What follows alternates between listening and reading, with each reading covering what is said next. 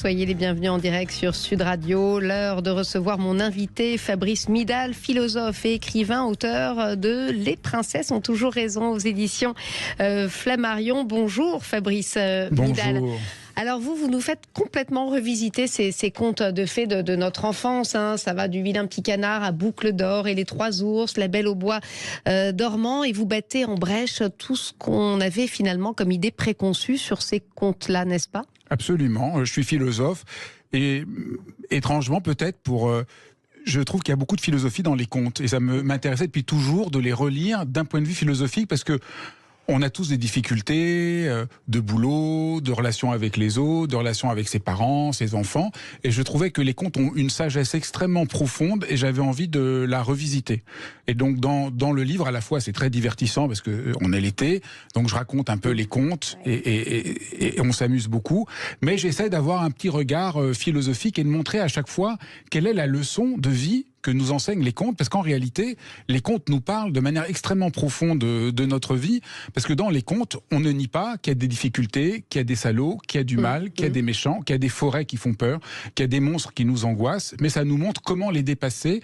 Et là, il y a un savoir extrêmement profond que j'avais envie de mettre à la portée de tout un chacun, et ça faisait des années que je prenais des notes en relisant les contes, et que j'avais envie de partager ça à tout le monde. Alors déjà, pour planter le décor, on en parlait là un petit peu à votre arrivée en off, comme on dit, hors antenne. Ces contes étaient un petit peu le Netflix de l'époque, vous dites ? Oui, parce que dans les contes, qu'est-ce qu'il y a ? Il y a la structure de tous les récits. C'est-à-dire, au fond, même beaucoup de scénaristes aujourd'hui s'appuient sur les contes, même s'ils les revisitent, parce qu'au fond, c'est le principe même d'une narration. C'est l'idée que quelqu'un a des difficultés, comment il va réussir à les surmonter. Et les contes nous parlent toujours de ça. Je suis dans la merde. Je suis fragile, je suis le plus vulnérable. Remarquez que dans les contes, c'est souvent le plus vulnérable qui gagne. Le petit Pousset qui est le plus fragile, la Belle au Bois dormant, qui a une malédiction sur elle. On peut dire Podane qui vit un peu avec un trauma absolument terrible. Son père a voulu abuser d'elle, et donc ça nous parle vraiment de la vraie vie avec des vraies difficultés. Et ça nous montre qu'on peut les transcender et là, je trouve que c'est très fort, parce que dans notre monde, soit on est dans une sorte de tyrannie de la positivité, tout doit aller bien, faut que tout aille bien, soit on est dans on est écrasé par les difficultés. Et je trouve que les contes ne nient pas les épreuves, mais nous montrent qu'on peut s'en sortir. On va en parler un petit peu en détail justement de ces principes. Alors vous battez en brèche justement plusieurs idées. C'est vrai qu'on se disait, dans ces contes, la femme n'est pas toujours très à son avantage. Elle attend que le prince veuille bien la sauver de sa triste condition. Là, pas du tout, non. Ça, c'est vraiment un discours très tardif, un peu Disneyland, mais quand on regarde les contes, et là ce qui m'intéressait beaucoup, c'est de voir d'abord les premières versions qui sont vraiment pour les adultes, qui sont racontées... Pour les adultes, parce que moi j'ai fait le lapsus tout à l'heure, j'ai dit destiné avant tout aux enfants, mais non, c'était aux adultes. Au début, c'est pour les adultes, c'est vraiment une littérature qu'on raconte à la veillée, pour les adultes, puis après... Charles Perrault au XVIIe siècle les rend populaires. Et d'abord c'est des femmes, puis après Charles Perrault, donc il y a toute une histoire, mais c'était vraiment au début des récits fondamentaux. Alors sur les femmes, c'est vrai qu'on a l'impression qu'elles font rien. Mais reprenons par exemple une des histoires, Hansel et Gretel. Vous savez, les deux petits-enfants... terrible, ça nous a terrifiés. Ouais, qui mangent des sucreries d'une maison, puis ils finissent par être emprisonnés par une sorcière. Moi, je trouve que c'est une belle métaphore. La maison de la sorcière, c'est tout ce qu'on nous dit que tout va aller bien, tout le discours qui finit par nous croire qu'on va aller bien, mais qui nous empoisonne. Et la sorcière, un peu, c'est ça. Et on voit que le petit Hansel, il est enfermé dans sa cage et il pense qu'à bouffer. Et c'est Gretel qui, avec beaucoup d'intelligence, pose des questions, trouve une manière de s'en sortir, finit par se débarrasser de la sorcière et de sortir. Donc on voit bien, les princesses ont toujours raison, c'est Gretel qui s'en sort. Et on voit... Walt Disney fait pas mal de mal alors à ses contes. Il a simplifié. Ils les ont un peu galvaudés finalement. Voilà, il les a simplifiés. Oui. Chaque époque a ses problèmes. Voilà, aussi on n'est pas à la même époque. Mais disons aujourd'hui, c'est intéressant de relire autrement. Par exemple, la Belle et la Bête. Oui. On voit bien que la Belle et la Bête est toute puissante, elle est très riche, elle peut faire ce qu'elle veut, elle peut tuer la Belle si elle veut, et pourtant elle ne peut rien faire si la Belle ne décide pas en volonté c'est vraiment ce qu'on pourrait dire aujourd'hui le consentement éclairé de lui dire oui. Elle n'abuse pas. C'est d'actualité. Vous avez entendu notre débat tout à l'heure sur le consentement, justement. C'est clair. Et donc on voit que c'est vraiment un conte sur le consentement. Parce qu'il se laisse mourir plutôt que d'abuser de son pouvoir. Et il faut que Belle prenne le temps de pouvoir dire non pour pouvoir enfin dire oui, un oui éclairé qui va lui prendre un très long temps de mûrissement. Donc on voit bien que les princesses ont toujours raison. Donc c'est une vision très féministe que vous avez. J'ai une vision féministe, mais au fond j'ai une vision féministe si on veut par rapport à notre temps. Mais on pourrait dire, c'est ça qui est marqué dans les contes. J'invente rien. C'est vrai qu'on voit bien que la bête ne fait absolument rien. Et on pourrait prendre la vraie histoire de la Reine des Neiges, pas celle de Walt Disney, mais la vraie histoire d'Anderson, où le petit garçon Kay est emprisonné, et c'est Gerda, la petite fille, qui part à l'aventure et qui va le délivrer. Et on voit que souvent, c'est exactement ça qui se passe. Alors peut-être vous pourrez me dire, il y a quand même un conte où la jeune fille ne fait rien. C'est La Belle au bois dormant. Oui, ça, elle attend que le prince la délivre. En même temps, réfléchissons. Oui. On sait qu'à 15 ans, elle va être piquée. Ses parents, comme par hasard, le jour de ses 15 ans, sont pas là. Vous trouvez pas ça louche ? Et elle court dans tout le château pour essayer de trouver l'endroit où elle va se piquer. Mon interprétation, c'est qu'elle n'en avait qu'une envie. Elle en avait marre d'être enfermée dans un rôle. Elle a envie de se piquer pour pouvoir se reposer, dormir, c'est-à-dire trouver le temps d'advenir à elle-même. Donc je pense pas du tout qu'elle est juste passive. Je pense qu'elle prend le temps de se transformer. Quant au prince qui, soi-disant, fait tout, il ne fait rien. Parce que c'est le siècle est passé. Les arbres qui empêchent le prince de passer s'ouvrent et il arrive, il l'embrasse, il n'a rien fait. C'est elle qui a tout décidé. Et du reste, dans les versions de Perrault, le conte ne s'arrête pas là. Comme le prince, il n'a absolument rien fait, il doit partir faire des exploits pour enfin advenir un vrai homme, alors que la Belle au bois dormant, elle s'est débarrassée de l'enfermement de sa famille et elle est devenue elle-même. Alors Fabrice Midal, il y a également cette vision manichéenne que vous refusez, vous, ce côté, il y a les méchants d'un côté, les gentils de l'autre, il y a beaucoup plus de nuances selon le philosophe que vous êtes. Oui, je pense que dans la vie, c'est très aidant d'arriver à voir que c'est pas toujours la faute de l'autre, comment on peut se transformer soi-même. Et ça nous aide à changer de place, changer de position, remettre en question certaines idées reçues. Et je trouve que les contes ont vraiment l'avantage de nous aider à sortir de nos illusions et nous aider à savoir qu'est-ce qu'on veut vraiment. Et je suis très touché parce que le livre a été publié il y a un mois. J'ai beaucoup de retours de gens qui me disent que en le lisant, ils osent être eux-mêmes, ils osent découvrir ce qui les anime, ils osent pouvoir dire non. Formidable. Et alors même à ma surprise, moi je pensais que c'était surtout pour les adultes, mais beaucoup de parents me racontent qu'ils lisent les contes aux enfants, et la partie un petit peu philosophique, enfin entre guillemets, c'est très simple, mais où j'explique ce que je dis, les enfants adorent, ils aiment bien comprendre et ils aiment bien avoir l'analyse. D'ailleurs, vous dites vous-même que ça vous a aidé, vos livres sur l'hypersensibilité, vous expliquiez à votre neveu que c'était finalement pas grave d'être hypersensible. Oui. Vous faites allusion à tout un pan de mon travail qui était de réhabiliter l'hypersensibilité, montrer que voilà ce que c'est l'hypersensible. Peut-être on peut dire très rapidement pour ceux qui connaissent pas, l'hypersensible c'est une personne qui sent sensiblement avec plus d'intensité, émotionnellement c'est parfois les montagnes russes, empathiquement vous êtes dans l'ascenseur, vous avez un collègue qui va pas bien, vous sentez pas bien, vous vous rendez pas compte que vous êtes comme une éponge émotionnelle. Et que cognitivement, votre esprit est parfois un pop-corn, vous avez des idées qui viennent dans tous les sens sans forcément comprendre. On sait aujourd'hui, d'un point de vue des neurosciences, que notre cerveau filtre et que le cerveau de l'hypersensible filtre un peu moins, qui lui donne plus d'informations, qui parfois le submerge, mais qui parfois lui donne des indications précieuses.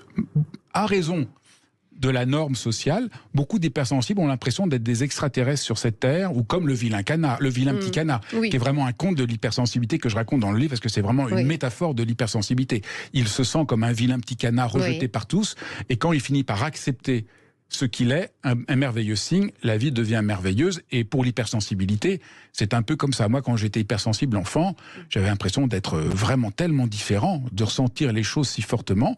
Et puis en découvrant que j'étais hypersensible, j'ai pu faire la paix avec ce que j'étais. Et donc c'est pour ça que j'ai écrit « Suis-je hypersensible ?», qui est vraiment un livre dans lequel je donne un peu les clés pour qu'on fasse la paix avec son hypersensibilité. Fabrice Midal, pour revenir à ces contes, vous en avez sélectionné 40.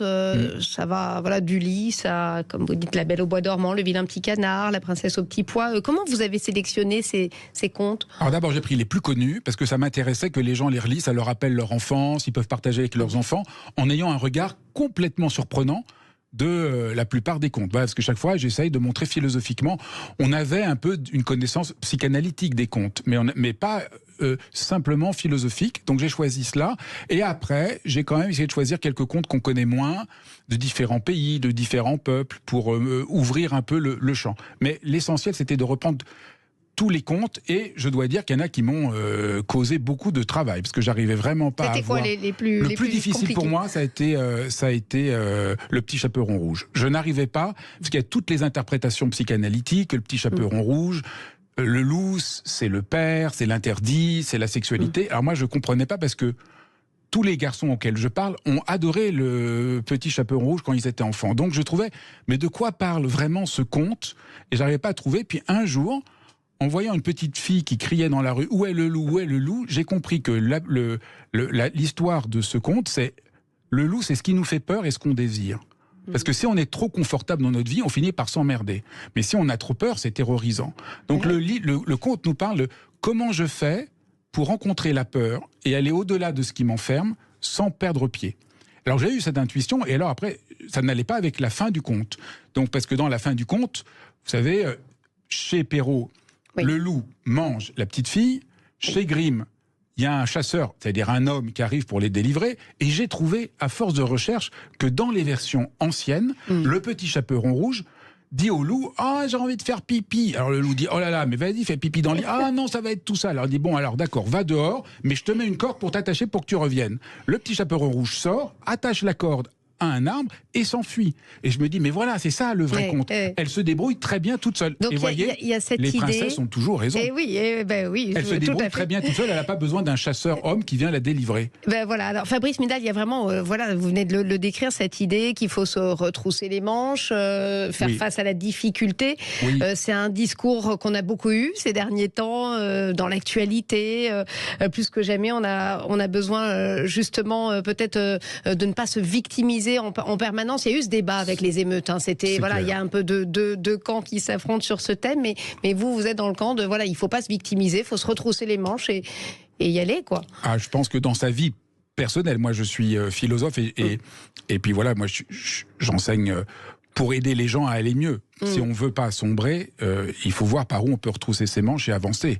Comment faire de la forêt un lieu où on n'est pas dévoré par les loups, mais un lieu de transmutation où on ose devenir vraiment qui on est. Donc la victimisation, pas une bonne idée pour le... Tout le monde a vécu une épreuve, on a tous vécu des épreuves dans notre vie, des séparations, perdre son emploi. On voit bien que si on se victimise et qu'on pleure et qu'on se plaint, la plainte n'aide pas beaucoup. Ou comme j'aime bien dire, c'est bien de se plaindre, mais pas plus d'une demi-heure. Après, il faut passer à autre chose. Parce que dans un cercle vicieux. Sinon, on perd un peu ses forces, on perd un peu ses moyens. Donc, à un moment, il faut bien qu'on se débrouille, que la vie nous appelle, qu'on sent qu'il faut essayer de se débrouiller.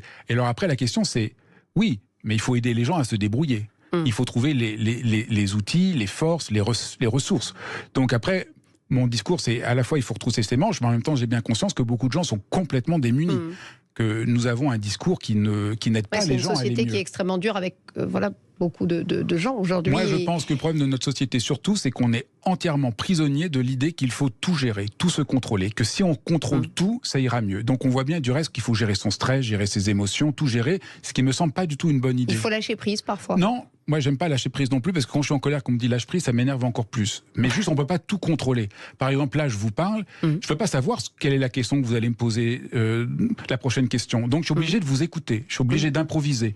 Voilà, je savais pas du tout qu'on allait parler de ça, que vous me faites un lien avec l'actualité, donc je suis obligé de vous répondre. Quand on veut tout contrôler, on n'est plus à même d'écouter, on n'est plus à même de s'ouvrir au possible. Et c'est ça aussi dont nous parlent les contes. Il y a quelqu'un qui vient vous aider, il y a une fée, il y a une sorcière, il y a un nain, il y a un animal, mais ça parle de la vie, vient nous faire des signes. Est-ce qu'on est prêt à sortir de l'idée qu'on peut tout contrôler pour saisir la main à ce qui vient nous aider? Et souvent, on est tellement enfermé dans ces problèmes qu'on ne voit pas les mains tendues. Et au fond, quand j'écris « Les princesses ont toujours raison », je voulais essayer de montrer comment dans la vie, il y a toujours des signes qui viennent nous tendre la main et nous montrer des possibles qu'on ne voyait pas. En tout cas, Fabrice Midal, vous enseignez aussi la méditation bouddhiste depuis plus de 15 ans. Vous êtes l'auteur d'ouvrages sur la spiritualité, on en a un petit peu parlé, la recherche du bonheur en général. Plus que jamais, on a besoin de se poser, de méditer face à la violence du monde. Je dirais chaque époque a ses violences. Moi, mon père a connu la guerre d'Algérie, mes grands-parents ont connu la Seconde Guerre mondiale. Chaque époque a sa forme de violence, elle est chaque fois différente, mais se poser, se donner le droit de s'écouter, se rencontrer, savoir ce qui est important pour nous, retrouver une expérience de liberté, même si elle est légère, me semble important. La seule chose, c'est que chaque époque doit repenser des manières de retrouver la grande sagesse. Au fond, moi, ce que j'essaie de faire surtout, c'est transmettre la grande sagesse philosophique des anciens, de Socrate, qui nous apprenait à oser être heureux. Parce qu'au fond, aujourd'hui, la question du bonheur, elle est un peu ridiculisée, mais c'était la grande question des Grecs. Qu'est-ce qui te permet d'être heureux? Par là, tu vois comment te décider dans ta vie. Par où, ou comme le dirait un autre philosophe, qu'est-ce qui te rend joyeux? Là où la joie, on se sent joyeux, c'est que la vie a réussi. C'est que quelque chose nous fait signe que par là, c'est bien. Mais Fabrice Midal, le bonheur, est-ce que c'est pas un luxe que peuvent s'offrir les plus privilégiés d'entre nous? Je pense que vous connaissez pas les privilégiés, parce que quand on voit les privilégiés et le taux de suicide et de dépression chez les privilégiés, je dirais que non. Non, mais vous connaissez la pyramide de Maslow, voilà, les besoins primaires, et puis après le bonheur tout au bout. Je n'y crois absolument pas. Je pense que la pyramide de Maslow, c'est une incroyable supercherie. C'est un long débat qu'on n'a pas le temps d'écrire ici. Je l'ouvre 3 minutes. Je ne crois absolument pas.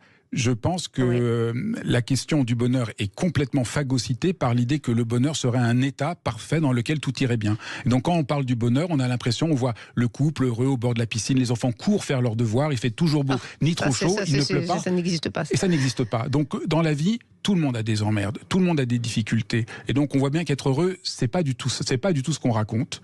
Être heureux, c'est faire face aux difficultés. Moi, quand j'écris mon livre sur le bonheur, qu'est-ce qui nous empêche d'être heureux ?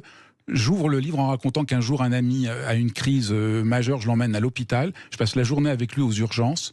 Heureusement, tout va bien. Le soir, je rentre et je me sens heureux. C'était pas agréable, c'est pas du bien-être, c'est pas facile, mais j'avais l'impression d'avoir fait mon devoir et d'avoir fait quelque chose qui était utile. Et je crois que c'est ça pour la plupart des gens. Les gens sont heureux, pas parce que tout va bien, mais parce que dans leur métier, parce qu'ils sont médecins, infirmiers, profs, n'importe quoi, ils ont l'impression que ce qu'ils font a du sens, que ça aide des gens. Et je crois que c'est ça qui rend heureux, c'est le fait d'être engagé dans quelque chose et pas cet état... Très individualiste, quand on est tourné vers soi, on ne peut pas être heureux, c'est ce que vous nous dites? Non, surtout quand le bonheur n'est pas un état idéal, parfait, dans lequel il n'y a aucun orage. Ça n'existe pas. C'est ça aussi les contes de fées. Il y a toujours des fantômes, il y a toujours des monstres, et le petit Pousset, il n'est pas heureux parce qu'il reste chez lui, il est heureux parce qu'il traverse la forêt, il sauve ses frères de l'ogre, et c'est comme ça qu'il trouve les bottes de 7 lieues. Eh bien, pour notre vie, c'est pareil. On a tous vécu des épreuves, et souvent dans les épreuves, on trouve les bottes de 7 lieues. Et on entend tous à la radio, à la télé, des acteurs, des gens qui disent qu'ils ont vécu un drame, et comment ça a été une chance pour eux, parce qu'ils ont dû se réinventer. Et c'est vrai. Et donc, c'est pas seulement vrai pour quelques personnalités, pour chacun d'entre nous, c'est vrai. Il y a toujours une possibilité d'être heureux, parce qu'on peut toujours transformer les circonstances de sa vie. Et si on attend que tout aille bien... on risque d'attendre longtemps. Vous êtes un éternel optimiste, alors oui, vous n'êtes pas entamé, justement. Pas du tout. Voilà, on est une radio d'information, on parle beaucoup de mauvaises nouvelles ici. Ça ne vous entame pas quand vous voyez le malheur du monde comme ça? Non, parce que je suis optimiste, optimiste, ça veut dire je sais qu'il faut que je fasse quelque chose pour aider le monde. Et on a tous quelque chose à faire pour aider le monde. Donc quand j'entends les nouvelles, je dis qu'est-ce que je peux faire? Je ne peux pas faire que la souffrance du monde disparaisse entièrement, mais si chacun de nous, on fait ce qu'on fait là où on fait, ça peut aider complètement la vie. Moi, je vais vous dire, j'étais un très mauvais élève hypersensible, mais j'ai eu la chance que j'ai un prof, quand j'étais en 4e, qui a cru en moi, alors que tout le monde pensait que j'étais un crétin, qui a cru en moi, qui m'a regardé comme si j'étais intelligent. Et si je suis aujourd'hui là, c'est grâce à lui. Et je pense que dans notre vie, ce qui nous a aidés, c'est toujours un être qui nous a tendu la main. Et donc chacun d'entre nous, on peut tendre la main à une ou deux personnes. Et si tous ont fait ça, je crois que le monde ira mieux. Et donc je suis optimiste. Chacun d'entre nous, on peut tendre la main à quelqu'un. Écoutez, on terminera sur cette parole optimiste et positive. Merci Fabrice Midal. Je rappelle le titre de votre livre exactement. Et voilà, je le cherche. Les princesses ont toujours raison. Édition Flammarion. J'aime bien ce titre. Édition Flammarion. Voilà, merci à vous d'avoir été avec nous, nous avoir accordé cet entretien et nous avoir apporté un petit peu de bonheur et de positivisme. Ça fait du bien.